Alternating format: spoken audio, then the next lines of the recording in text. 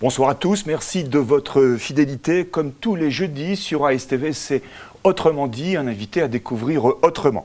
Cette semaine, c'est dans la rubrique démographie avec le dernier recensement de l'INSEE qui n'est pas très bon pour le Dunkerquois. À mes côtés pour en parler, le directeur de l'Observatoire de l'Agur, l'agence d'urbanisme du territoire Flandre-Dunkerque, Jean-François Vérec, bonsoir. Bonsoir. Alors, avec vous, nous allons tenter de décrypter, d'analyser ces chiffres, de comprendre pourquoi le Dunkerquois perd des habitants. Le phénomène n'est pas nouveau, surtout chez les plus jeunes. On parle même de tournant démographique majeur. Alors, y a-t-il des solutions? Peut-on enrayer ce déclin démographique? Début de réponse avec vous dans quelques instants. Mais avant cela, voici quelques chiffres.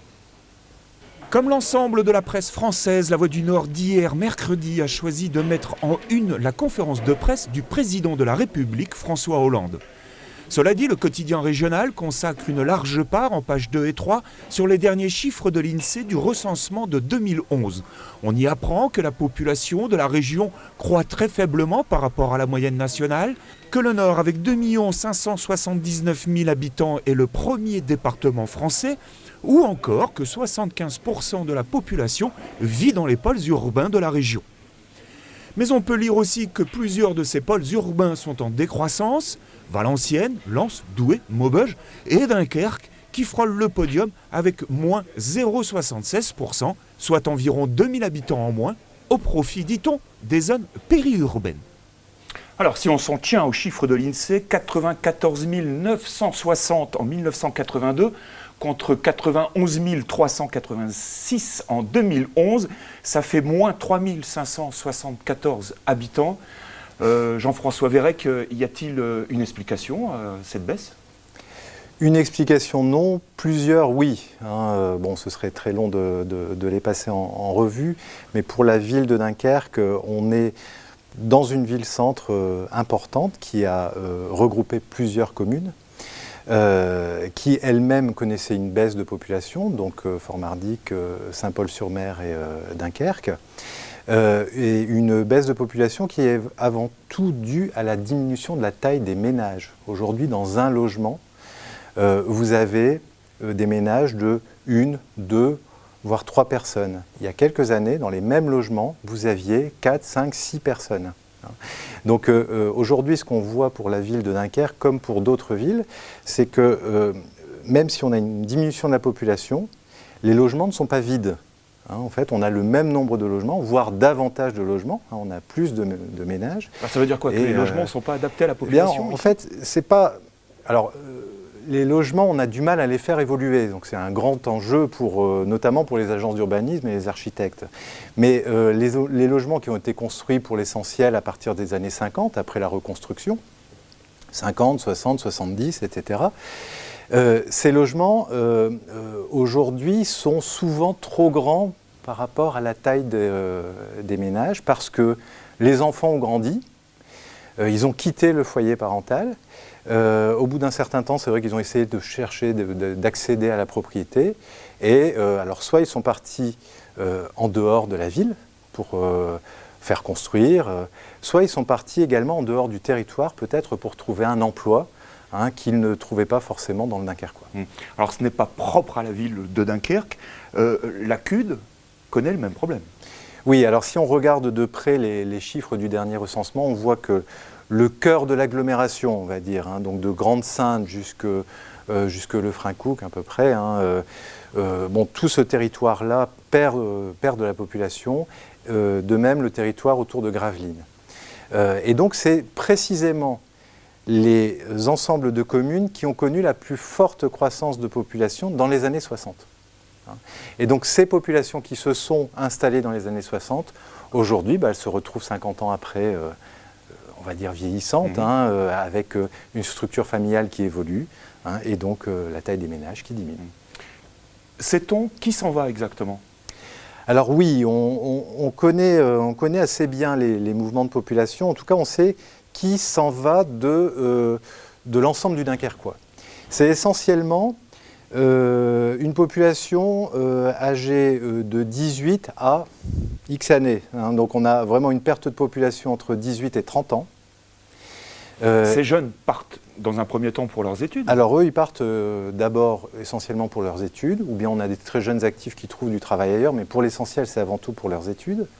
Mais contrairement à d'autres territoires, on n'observe pas à partir de 30 ans un gain démographique par l'émigration. Au contraire, c'est déficitaire ici. On est déficitaire. Alors, c'est les quoi, chiffres sont un difficiles. Un jeune sur deux ne rentre pas. Oh, c'est plus que ça? Oui, c'est plus que ça. C'est plus que ça. C'est difficile de sortir un chiffre bien précis comme celui-là, mais ce qu'on voit très bien, c'est qu'on a un pic de départ de population entre 18 et 30 ans, et qu'on est en déficit migratoire jusqu'à au-delà de 75 ans. Donc, après 75 ans, on a une sorte d'équilibre. Oui. Ça veut dire aussi que les retraités ne restent pas ici? Alors, pour les retraités, on n'a pas un déficit très marqué. L'idée souvent diffusée selon laquelle on quitte le Nord-Pas-de-Calais pour ce qu'on appelle l'héliotropisme, aller rechercher un habitat, une vie dans des régions plus ensoleillées, cette idée, elle n'est pas tout à fait réelle. En tout cas, elle ne s'observe pas dans les chiffres. Elle est plutôt marginale. On remarque quand même que les retraités sont globalement attachés au territoire dunkerquois. D'accord. Alors, y a-t-il des conséquences immédiates, directes à cette baisse de population? Je pense notamment à certaines fermetures d'écoles. Alors oui, on a des conséquences. Est-ce qu'il y a un danger là? Oui. C'est une question très sérieuse. C'est vrai que pour une commune, le fait de perdre autant de population, c'est un véritable enjeu parce que qui dit perte de population, et notamment perte de population jeune, dit également vieillissement de la population. Et donc on est en train d'observer des communes qui voient leur pourcentage de retraités qui augmente à très très grande vitesse. Donc la part des jeunes mathématiquement diminue également de façon importante. Et donc vous avez peut-être une dynamique urbaine qui n'est pas tout à fait la même, une vie dans les quartiers qui est différente, une capacité à innover, à porter un nouveau regard vers l'avenir qui n'est pas tout à fait le même non plus. Donc ça, c'est le premier enjeu.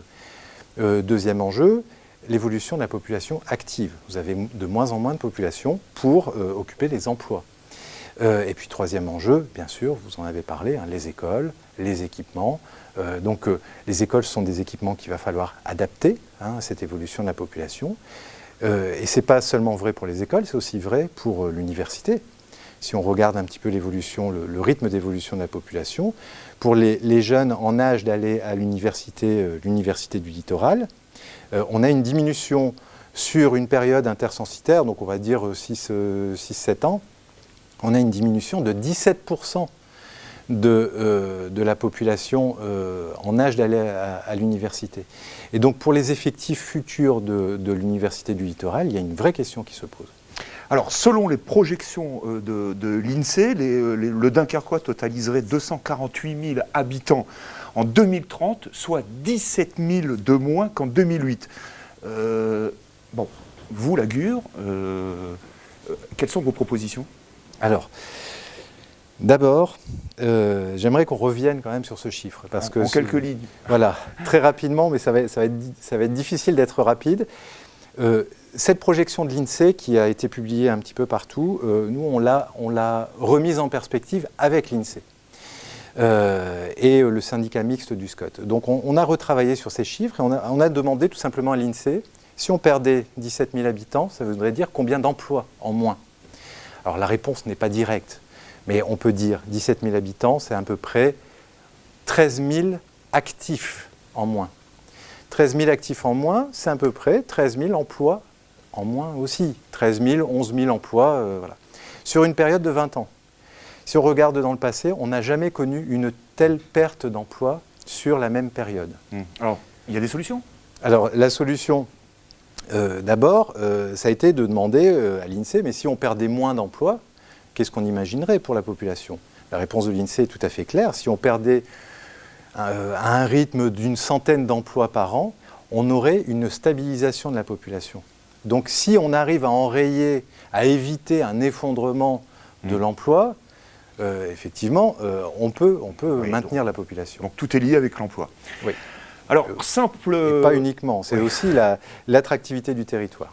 Qui est pour beaucoup. Alors, simple coïncidence, ce matin, Lingueux organisait la traditionnelle cérémonie d'échange de vœux. Nous avons demandé à son directeur, Gérard Blanc, que souhaitait pour 2014. Réponse.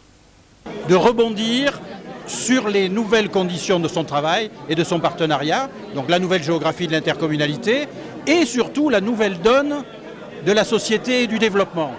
C'est un grand rendez-vous, la vie locale fonctionne au rythme des élections municipales. Là, en plus, il y a la restructuration des intercommunalités et des SCOT. Donc pour l'agence, c'est une série de nouveaux défis. Et ce qu'on souhaite à l'agence, c'est qu'elle soit toujours aussi poil à gratter, innovante, provocante parfois, conviviale. Merci. Alors Gérard Blanc parle de nouvelle géographie de l'intercommunalité et du SCOT. Mais concernant la baisse démographique, ça ne va rien changer, ça? Une nouvelle géographie intercommunale, c'est aussi une façon de travailler ensemble entre les communes et peut-être d'organiser le territoire en faveur de son attractivité, qu'elle soit économique ou en faveur de son attractivité résidentielle. Donc on peut espérer que l'intercommunalité permette une meilleure gouvernance, une meilleure organisation du territoire, une meilleure cohérence. Et donc tout ça, ça peut être plutôt positif pour la démographie. Alors le président François Hollande évoque le millefeuille quand il parle de décentralisation. Ici, le territoire est quand même exemplaire. Je pense à la CUD, première communauté urbaine volontaire de France. Cela dit, doit-on s'attendre à de nouvelles réorganisations intercommunales ici ?